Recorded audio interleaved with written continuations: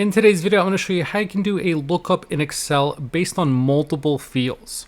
In this table, I've got a list of courses, the semester that they're in, the instructor that's teaching them, and the room number that they are assigned to. So let's say I wanted to find out which instructor was teaching a specific course in a given semester. That includes looking up two fields. So this is a little bit more challenging than just doing a straight VLOOKUP. So what I'm going to do is create some fields here first for my lookup values, one for the course and one for the semester. Put them in bold. And let's say I want to look up Economics 210 as my course. And for the semester, I'm going to look at Summer 2026. So essentially, I'm looking at this combination. So the result I want to pull up is Dr. Adams. So I can't use a regular VLOOKUP in this case. What I am going to do is a combination using the index and match functions.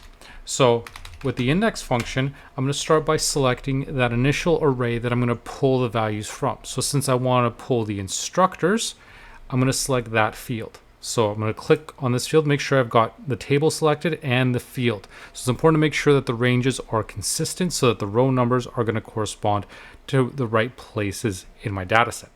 So that's my main array. Now for the row number, this is where I'm going to use the match function. So the match function allows me to search for a certain value. What I'm going to do is select the course and I'm going to use the ampersand to connect it to the semester. So I'm going to have course and semester merged together. And now for my lookup array, what I'm going to do is follow the same order. I'm going to select first course, and it's important that I make sure that I select the correct range. You'll notice now my arrow is pointing downwards. So when I click on that, I've selected the field correctly. So I've selected the table and then the course. And now I'm also going to connect this using an ampersand with the semester. So if I click on semester again, make sure you want to make sure everything's consistent, because if I'm selecting table fields, I want to make sure that they're in this format. We've got table and the field, table, field, table, field. You want to make sure your ranges are always the same. Otherwise, if they're not, then the row could be incorrect.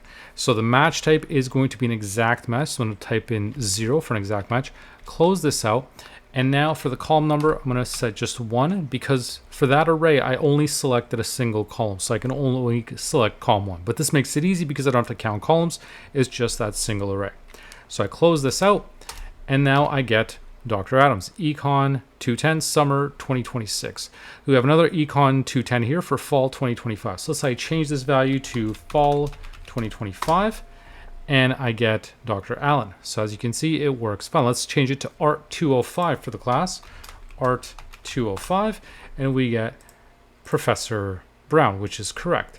So now if I wanted to extract a different field, let's say I don't want the course, or I don't want the instructor rather, I want the actual room, I can change this right in here, type in room, and I'll get the same, so I'm still pulling from the same row. You'll notice Art 205, Fall 2025 is room 130. So I'm still pulling from that correct row. I'm just selecting a different field to extract from. So the lookup function, the combination of index and match, is working correctly to pull those values in. Now I could also do a different combination. Like let's say I want to look up which semester this instructor is teaching a certain course. So let's say I change my lookup values a little bit. So instead of semester, let's say I'm going to put the instructor here, and let's say I want to look at in this case, let's say Dr. Green. All right, so I'm going to put that as my instructor. So now I get an NA because obviously it's not finding this because I need to change this. So I just want to show you that this can be versatile enough that the columns do not need to be next to one another. So in this case, I selected F and G, so course and instructor. So I have to follow the same sort of logic here. I've got course and semester. So I have to change semester to instructor, because it's going to merge those columns together just like I've merged these lookup fields. So now when it's consistent, and now it's going to extract this correct row. But in this case, I don't want the room, I want the semester. So I want to see which semester this course is being taught by this instructor. So I found in this case there was no combination. So for Art 205, there was no that teacher was not teaching, so I put in the wrong teachers. Let's change this to Professor Taylor. So Control C, just to make sure I got an exact match. I'm going to paste that in here. So now we can see spring 2026. So that's when that teacher is teaching Art 205. Another teacher, Professor Brown, is teaching it in fall 2025. So let's change this as well. Professor Brown, we've got that fall 2025. So as long as it's found, the lookup is going to work, and it's going to point to the right column. The key thing is the way that you're combining the columns, using the ampersand, it needs to be in the same exact order. So here I've got course and then instructor. I've got course and then instructor. So in this example, I'm using table functions.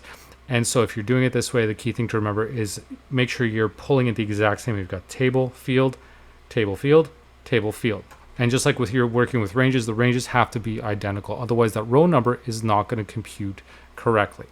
Now, I'm also going to give you a quick tip here to make this process a little bit easier if you want to pull up multiple fields. So right now I'm just manually keying in Art 205 and I'm selecting that, but there is an easier way to do this. So I'm going to delete these values here, and I can create a drop down list just by doing this. Go to the data tab, validation, and select list.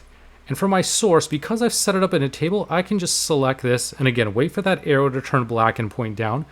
That means I'm going to select the field in its entirety. I hit OK. And now when I have this, look, I've got the courses now listed. There's no duplicate values in here. And I can do the same thing for instructor, data validation, go to list, and then select instructor. So I don't have to worry about unique values because it's set up in a table function. So I've got my list of all these different instructors. So now, instead of keying anything in and potentially making a mistake, I can select, let's say, Psychology 110.